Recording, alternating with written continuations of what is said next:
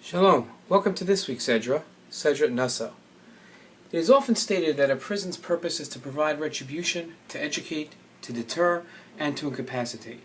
The question is just as frequently asked, though, do prisons actually perform their legally defined purpose, and is this purpose even effective? Does placing someone in a small room with nothing productive to do, surrounded by other criminals, truly educate and deter, or is it merely exacerbating the problem? Statistics prove that the penal system is not rehabilitating the criminals entrusted in their care. This Torah, though, will not solve the penal system's ills, nor will it lay forth a plan to better rehabilitate criminals. Rather, in this Torah, I'd like to examine one small goal of the penal system: rehabilitation. I'd like to determine if there is a rehabilitatory benefit to sitting in a prison cell. To help determine whether or not there is a benefit to jail, I'll analyze an odd halacha in this week's Sedra. I hope the reader gains an appreciation for contemplation from this Dvar Torah.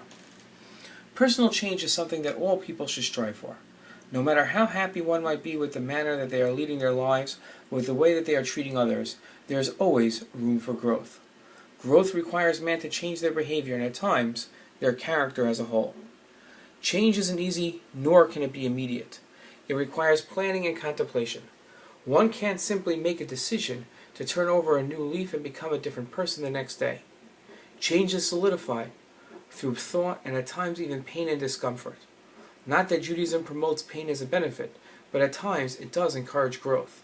This is the idea of fasting. The hunger pains force us to concentrate on more meaningful aspects of life.